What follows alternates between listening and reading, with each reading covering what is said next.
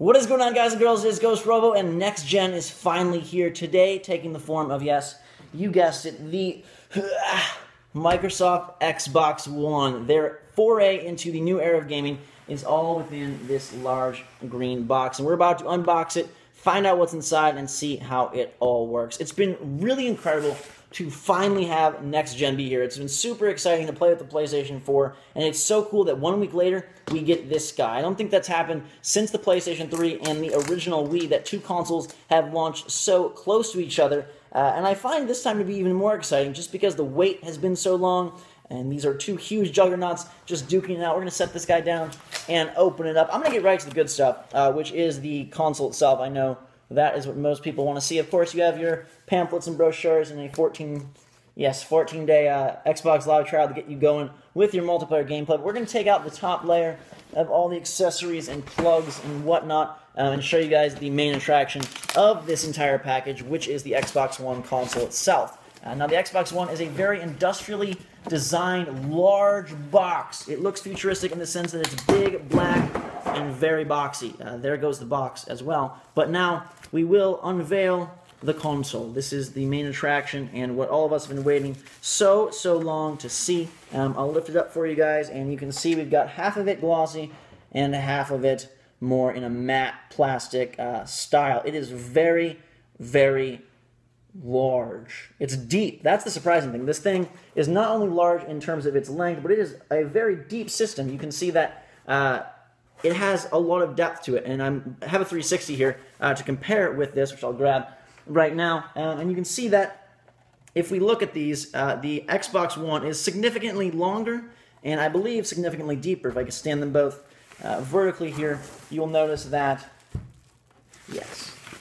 it is much taller. Can't even see me. It is so freaking tall. So enough Xbox 360 talk. Let's dive into what the Xbox One has. On the front of the Xbox One, you'll see the disc slot over here, the Xbox logo here, which also functions as a touch-sensitive power button. You have a touch-sensitive disc eject button in the center. If we spin it around, you've got another USB slot, it looks like here, which I wasn't even aware of.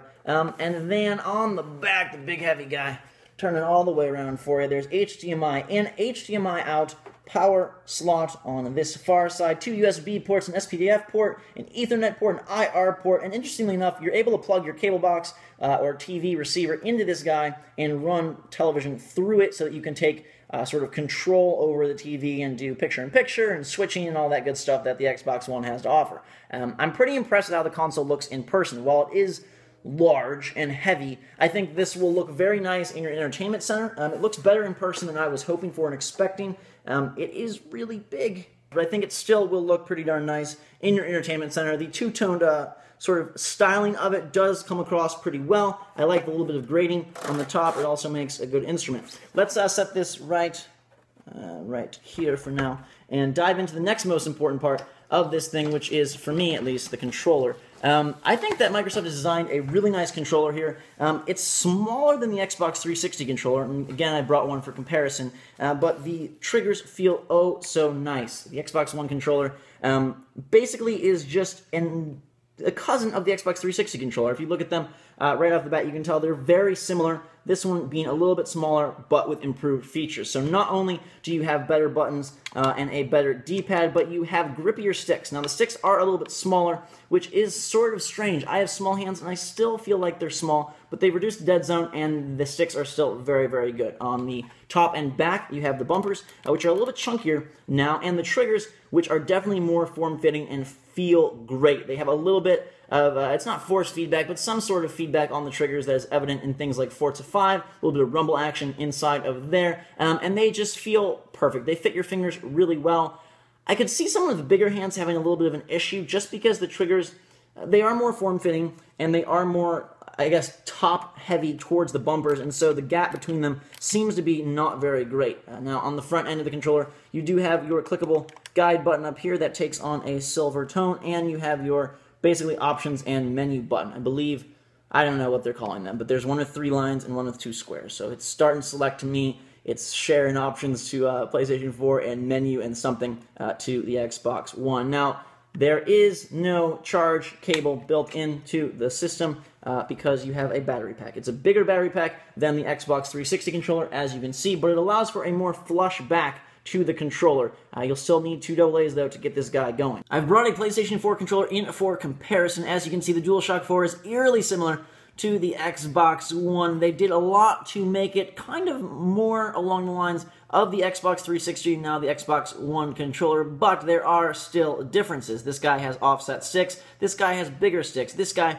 has, I feel, a little bit better triggers. While the DualShock 4 has drastically improved the triggers from the DualShock 3, I think I still prefer the Xbox One. Now, the sticks are smaller on this guy, like I mentioned, and they are a little bit bigger here. I really love the sticks on the DualShock 4. I think they have perfect grip and perfect feel, and while these guys have great grip, it's going to take some hours to see how those smaller sticks really feel in my hands. And keep in mind, I do have smaller hands, so I think people with normal and or bigger hands might be like, holy crap, I'm holding baby sticks.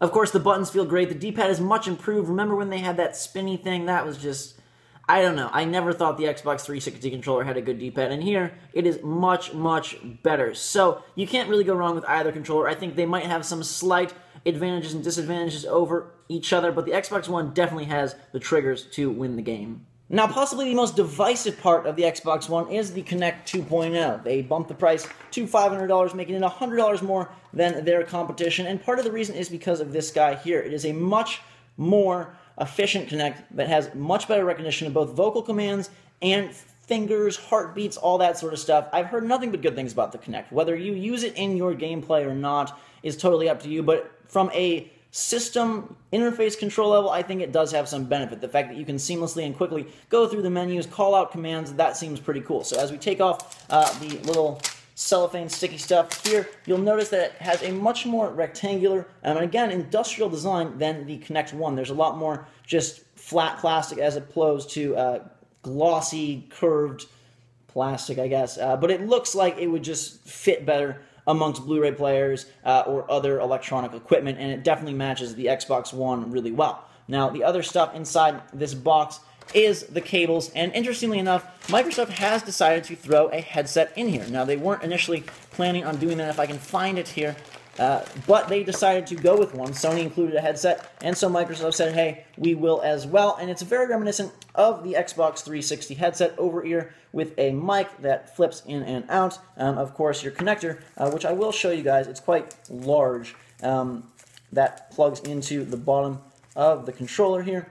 Bam, that's a pretty freaking sizable connector if you ask me. It has your mute and volume up and down buttons on there, but it's a pretty chunky connector, and if we plug this in as the first accessory of our Xbox One controller, it adds substantial volume to this guy, which is okay because it's a small controller in general. It's thinner than the DualShock 4, thinner than even the Xbox 360 controller, and while it does have a flat face, it feels pretty darn awesome. Last but not least, in this box we have a huge power brick.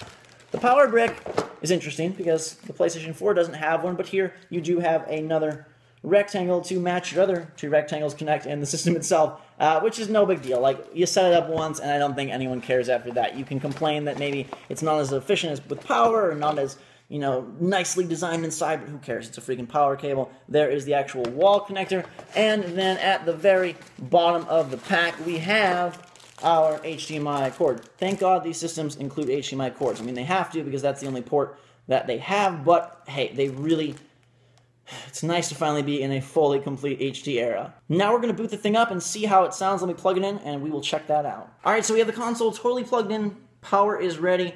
Here we go. Let's see how it sounds. Pretty quiet. This is a loud, echoey room, and I hear virtually nothing. There's definitely a hum. There's a little hum. It is nowhere near as loud as the original Xbox 360 or the PlayStation 3, which is a great thing. To have a quieter console that is way more powerful, that's 2 thumbs up for me. Yeah, this thing is really quiet. It's very, very quiet. I can barely hear it. There's nearly no audible noise, and I like the fact that this little Xbox logo lights up so darn purty. That's really impressive. I'm really... In spite of this thing being huge and heavy, it's nice that it is so dang silent. These are the Xbox One game cases. Are very cool. Probably Goes up with 3DS and PlayStation Vita as some of my favorite boxes of all time. I love the slim form factor. I think it looks really great. I think it gives a more professional feel as well. I love that they took out the bar at the top and just made the Xbox One logo embossed and very small. You get much more of the full picture kind of taking up 90% of the real estate instead of about 80% here. So while they are very similar, it's a darker green, it's thinner, smaller. So here is the full ensemble Xbox One Kinect controller and headset. I've played with the controller back at E3, played some Battlefield 4, and it felt really good. They're definitely targeting the shooter audience with a very trigger-focused controller. It feels very nice in hand. I don't think you can go wrong. If you like the Xbox 360 controller, you are going to love this one. It's a little bit smaller. The system is a little bit bigger, definitely bigger than its younger brother now, the Xbox 360, but I'm so excited to play it, to dive into Dead Rising 3, to dive into Rise, even Power Star Golf, Forza 5,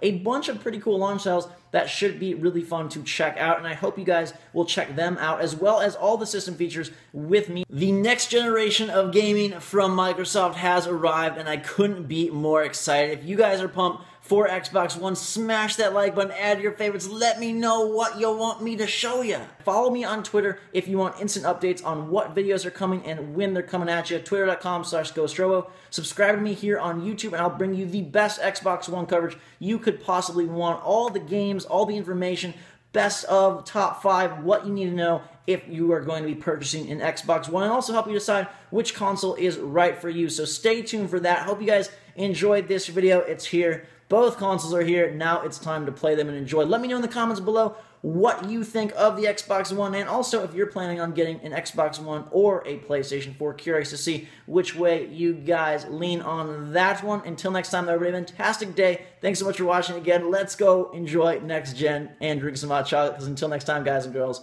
we will see you all later.